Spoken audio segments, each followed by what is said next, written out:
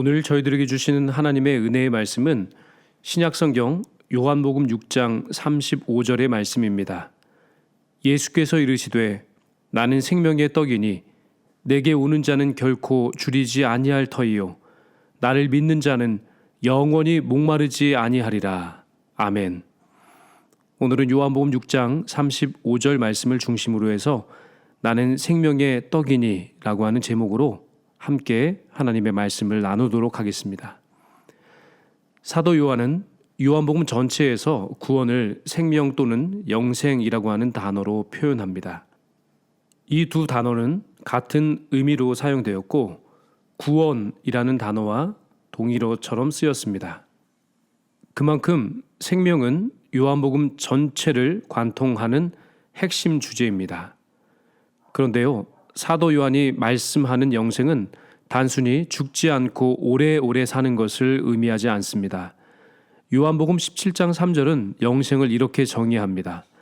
영생은 곧 유일하신 참 하나님과 그가 보내신 자 예수 그리스도를 아는 것이니이다. 아멘. 영생이란 하나님과 예수 그리스도를 아는 것입니다. 그리고 이 안다라고 하는 것은 머리로만 아는 지식이 아니라 삶을 통해 직접 경험하고 체험하여 진정으로 아는 것을 뜻합니다. 오늘도 나의 삶을 인도하시는 예수님의 은혜를 생생한 경험으로 아는 것, 그것이 바로 영생입니다. 그렇다면 여러분들이 경험하고 있는 예수님은 어떤 분이십니까? 감사하게도 요한복음에는 예수님께서 자신을 직접 설명하신 말씀들이 기록되어 있습니다. 나는 생명의 떡이다. 나는 세상의 빛이다. 나는 선한 목자이다. 나는 부활이요 생명이다. 나는 길이요 진리요 생명이다. 나는 참 포도나무이다. 이렇게 예수님은 그분 자신을 소개하신 선언, 그것이 7번이나 나옵니다.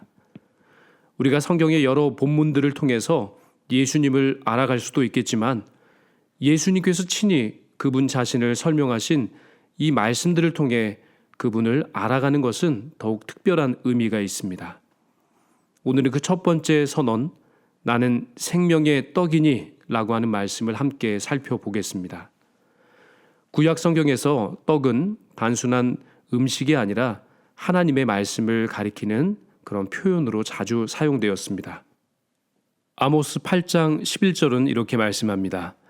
내가 기근을 땅에 보내리니 양식이 없어 주림이 아니며 물이 없어 가람이 아니요 여호와의 말씀을 듣지 못한 기갈이라. 여기에서 양식은 곧 말씀과 같은 의미로 쓰였습니다. 사람들이 바다에서 바다로, 북에서 동으로 그렇게 떠돌아 다녀도 정작 찾는 것은 말씀이라는 겁니다. 우리가 잘 먹고 잘 사는 시대에 살고 있지만 정작 우리 영혼은 말씀의 기근과 기갈로 메말라 있지는 않습니까? 육신은 풍요로운데 영혼은 빈곤한 것. 이것이 오늘 우리가 처한 현실일 수 있습니다. 구약을 누구보다 잘 아셨던 예수님은 바로 이 전통 위에서 자신을 생명의 떡이라 선포하셨습니다. 요한복음 1장 14절은 이렇게 증언합니다. 말씀이 육신이 되어 우리 가운데 거하심에 우리가 그의 영광을 보니 아버지의 독생자의 영광이요 은혜와 진리가 충만하더라. 아멘. 말씀이신 예수님이 직접 육신을 입으시고 우리 가운데 오신 것입니다.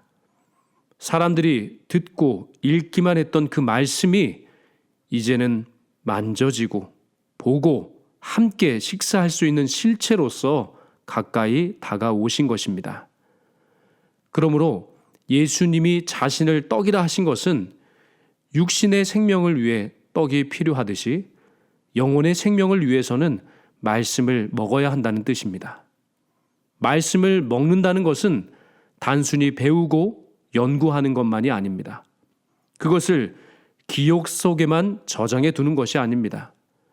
말씀을 우리의 삶으로 가져와 완전히 소화시켜서 사랑을 실천하고 이웃을 섬기고 예수님처럼 살아가는 것을 의미하는 겁니다.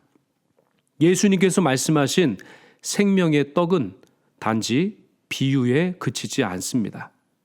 마태복음 26장 26절을 보시면 십자가를 지시기 전 마지막 만찬 자리에서 예수님은 떡을 손에 드시고 축복하신 후에 제자들 한 사람 한 사람에게 떡을 떼어 주시며 말씀하셨습니다. 받아서 먹으라. 이것은 내 몸이니라. 예수님은 생명의 떡이신 자신을 실제 빵으로 보여주셨습니다. 이 떡이 제자들의 입을 통해 몸속으로 들어가듯이 살아있는 떡이신 예수님을 영접하면 주님이 우리 안에 거하시고 우리도 그분 안에 거하게 되는 겁니다. 이것이 바로 영원히 함께 하시겠다 약속하신 그 예수님의 말씀입니다.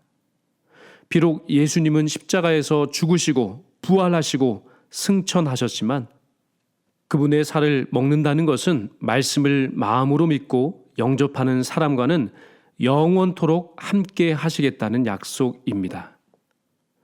사람이 만든 떡은 먹을 때마다 다시 배고픕니다. 그러나 생명의 떡이신 예수님을 믿고 영접한 사람은 더 이상 영혼의 굶주림 가운데 머물지 않습니다. 그분을 통해 우리는 영원한 생명을 얻고 영원히 그분과 동행하게 될 것입니다. 사도 요한은 요한계시록 10장 10절에서 천사가 건넨 작은 두루마리를 직접 먹었습니다. 내가 천사의 손에서 작은 두루마리를 갖다 먹어버리니 내 입에는 꿀같이 다나 먹은 후에 내 배에서는 쓰게 되었더라. 아멘. 이 두루마리는 곧 말씀을 상징합니다. 성찬시 예수님의 살을 먹는다는 것과 여기서 사도 요한께서 말씀하신 그 말씀을 먹는다는 것은 모두 같은 의미입니다. 말씀을 가까이 하고 그것을 깨닫고 그 말씀대로 살아가는 것을 의미합니다.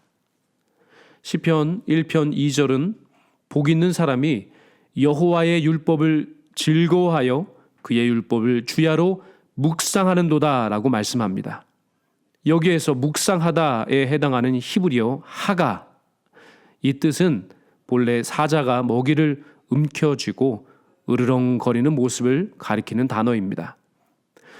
이사야 31장 4절에서 큰 사자나 젊은 사자가 자기의 먹이를 움키고 으르렁거릴 때라는 표현에서 바로 그 으르렁거리다, 그것이 바로 하가입니다. 개가 살점 붙은 뼈다귀를 너무나 맛있게 움켜쥐고 으르렁거리면서 먹는 모습, 그 모습을 떠올려 보십시오. 그것이 바로 묵상의 본래적 이미지입니다. 하나님의 말씀이 너무나도 달고 맛이 있어서 탐식하듯 붙드는 것, 그것이 묵상입니다. 다윗은 시편 34편 8절에서 너희는 여호와의 선하심을 맛보아 알지어다 라고 노래했습니다. 우리는 말씀을 그저 받아 적기만 할 것이 아니라 직접 씹고 뜯고 맛보며 그 말씀의 은혜를 누려야 합니다. 사랑하는 방송가족 여러분, 우리는 풍요로운 시대를 살고 있지만 동시에 말씀의 기근과 영혼의 빈곤을 겪고 있습니다. 육신은 배부른데 영혼은 굶주려 있는 분들이 참 많습니다. 예수님은 오늘도 우리에게 이렇게 말씀하십니다. 나는 생명의 떡이니. 이 떡은 한 번 먹고 끝나는 것이 아닙니다. 육의 양식을 정기적으로 먹어야 하듯이 우리는 날마다 정해진 시간에 말씀을 읽고 듣고 암송하며 영의 양식을 먹어야 합니다. 예수님과 동행하는 길은 멀리 있지 않습니다. 생명의 떡이신 그분을 우리 안에 모셔드리면 됩니다. 말씀을 받아들일 때마다 예수님은 우리 안에 들어오셔서 우리와 영원히 함께 계십니다. 오늘도 생명의 떡이신 예수님을 날마다 붙드시고 묵상하여 영원한 생명을 누리며 그 생명을 세상 속에 흘려보내는 복된 삶을 살아가시기를 주님의 이름으로 축원합니다.